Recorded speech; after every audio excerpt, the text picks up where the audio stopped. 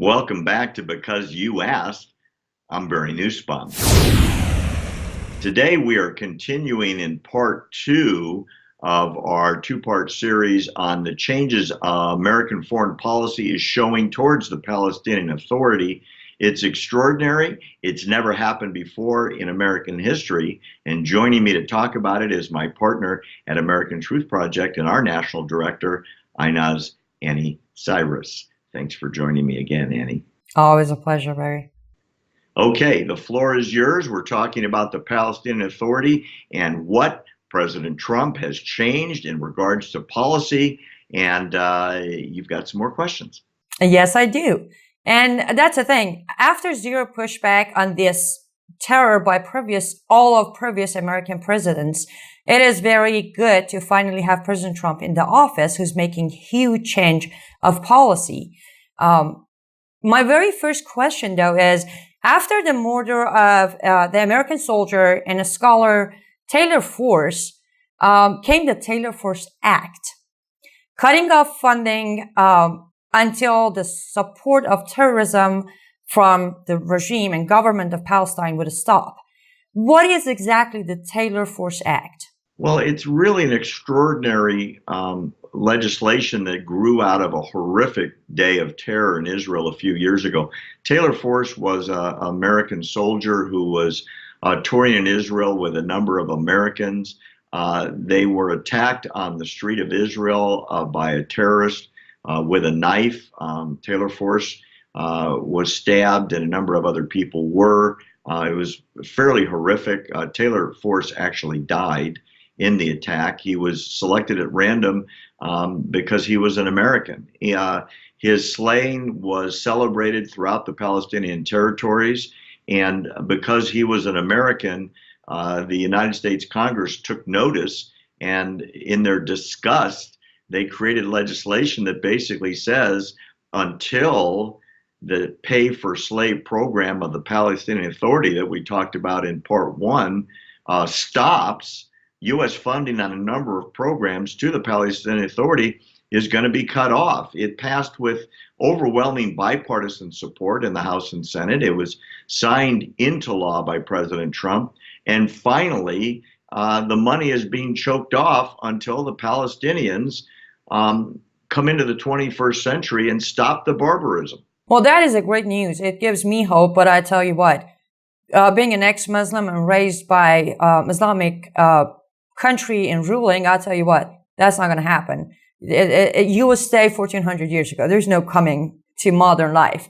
But my next question is, here, one thing that has always bothered me is Jerusalem was the capital of Israel for over 3,000 years. But then Israelis came to they were the only people who didn't have the right to pick their own capital. Even though President Bill Clinton signed a bill that Jerusalem is going to be the capital of Israel, every president ignored it until now.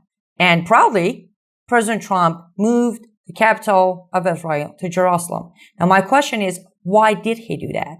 That's an interesting question, and your preface was quite accurate historically, Annie. The Jewish people have celebrated Jerusalem for over 3,000 years. It was in the Bible as the capital of the nation state of Israel, and it's been there ever since. It is the longest continuous capital on the face of the earth. And while Israel has celebrated it as the capital of the modern state of Israel since 1948, bizarrely and strangely, they are the only country in the world that while it is their capital, it's not recognized by the rest of the world. In other words, the rest of the world, up till President Trump, had all their embassies in Tel Aviv, which is the largest city in Israel, and quite frankly, not near Jerusalem. So Jerusalem, which is the seat of the prime minister, of all the governmental offices, of the Knesset, which is their parliament, of the Supreme Court, where the country is run from, was internationally ignored until a law was passed during the Clinton administration demanding that the President of the United States recognize Jerusalem as the capital of Israel and move the embassy of the United States from Tel Aviv to Jerusalem. However, in that law, there was a waiver that could be signed by the president, whoever that was, for national security purposes only, to protect the interests of the United States. And every president, several times a year since Bill Clinton, has signed that waiver. So Bill Clinton signed the waiver, ignored the law. George Bush signed the waiver, ignored the law.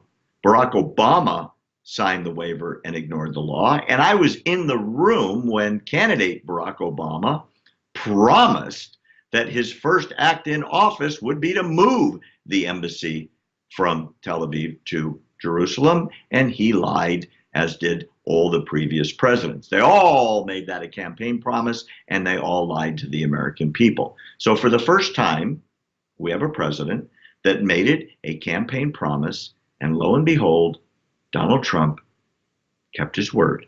The Israeli people are quite gratified and grateful to him.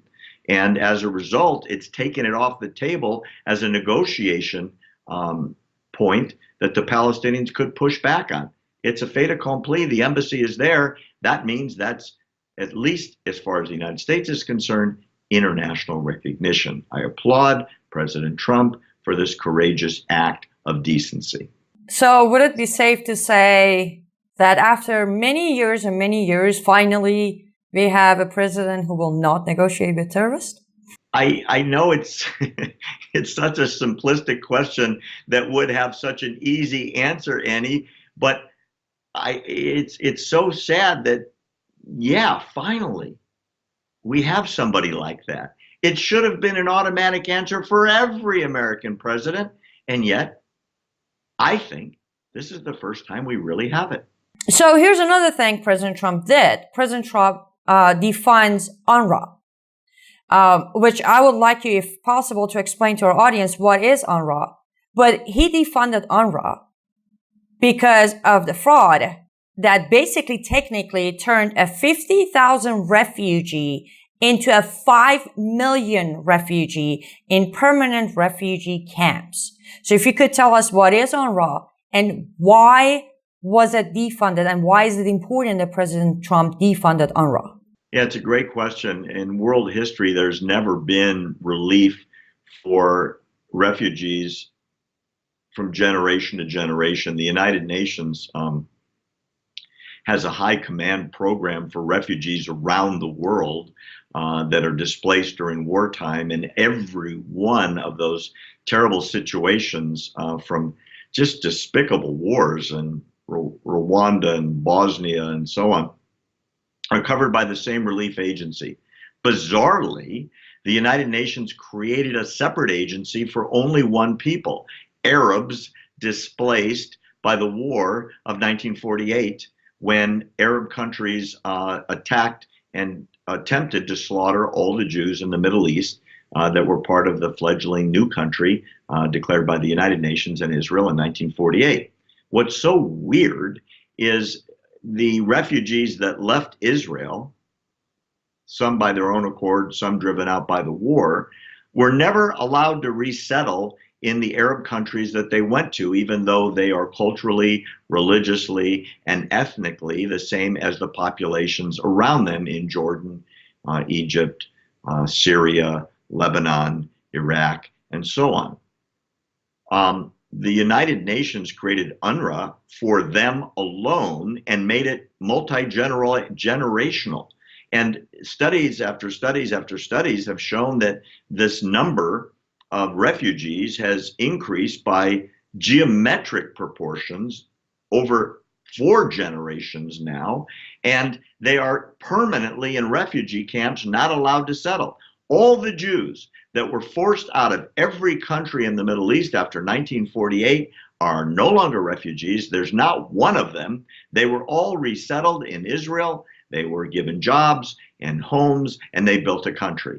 The Palestinians, who are just Arabs who identify with the geography of the Israeli place on the globe, have become permanent refugees. Trump said, look, every one of these refugee camps is a ground zero of terror training. The numbers have been inflated ridiculously. There's no plan nor will there ever be, nor there ever has been a plan to settle them into permanent cultural integration anywhere. And what the Arabs have done, both inside the camps and elsewhere, and said all these refugees are going to come back to Israel someday. That's part of the peace process, which obviously would overwhelm the Jewish state geographically and demographically, and become a Arab Muslim country, at least by population. And so it's a non-starter for Israel. Trump said enough's enough. There's so much corruption. Each one of these camps is training nothing but terrorists. These people are not getting educated. They have no jobs. They have no economic future. I'm not giving them any more money. Merge them into the other programs and we will fund it again. That's what Trump did. First American president ever in history to do it. Well, since you just talked about him defunding yet another terrorist group or training camp, as you said it, another thing that happened was President Trump closed the PLO embassy. Now, why did he do that? Well, it's the same concept, although on American soil. In the PLO, which stands for Palestine Liberation Organization, whose name tells you what their plan is. They were created in 1964. It was the earliest and most well-known terror group in the world. Their job was to blow up airliners, buses, schools, hospitals in Israel until finally the Jews were driven out.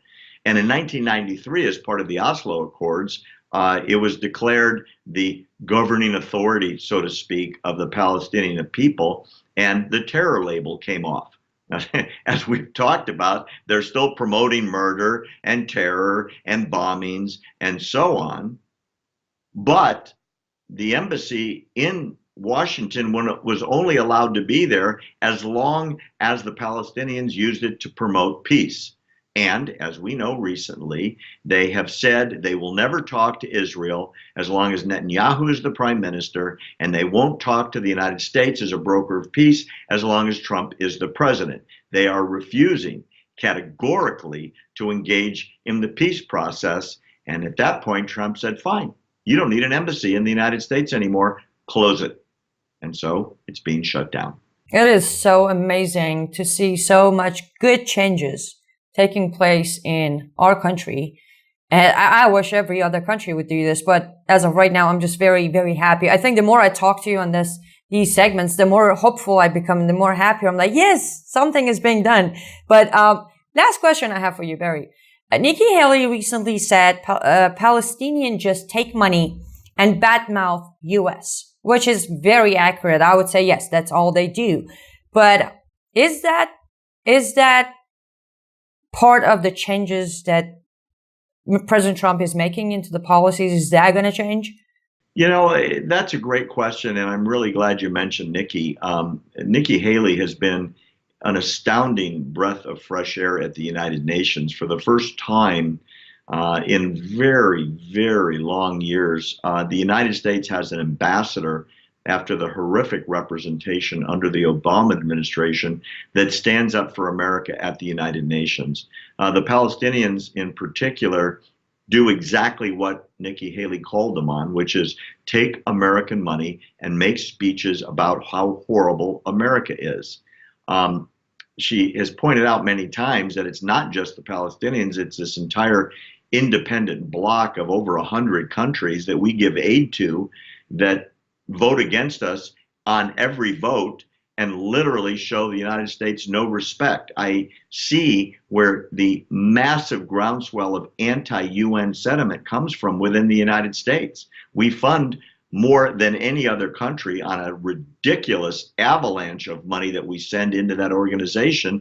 And what we get back is hatred. What we get back is disrespect.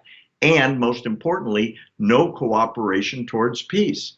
Nikki's speech, when she said what the Palestinians do is take money and badmouth the United States, is 100% true. And I applaud her for finally standing up for America, where her predecessors did nothing similar, at least in the last 8 years. Yeah, I agree. Actually, I was asked, somebody told me, a fellow Iranian told me, hey, listen, it doesn't matter. Even though President Trump walked away from Iran deal, the behavior is just still the same. They're marching the streets and burning American flag and chanting death to America. I said, well, there is a change. Before they're used to it. They used to do it with pocketing our money. Now they do it because they're just pissed off President Trump is standing up to them. So there is a difference being made there. Exactly. Well, this was fun. Thanks for joining us today on Because You Asked. You can always write to either Annie or myself by dropping us a note at truth@americantruthproject.org, or go to our website. You can sign up for free. We don't charge, and it gives you the opportunity to never miss one of our episodes or articles. You'll catch all the news that we think you want to hear about. Remember, we are here to bring you the truth because you can handle that truth. Thanks for joining us. I'm Barry Nussbaum.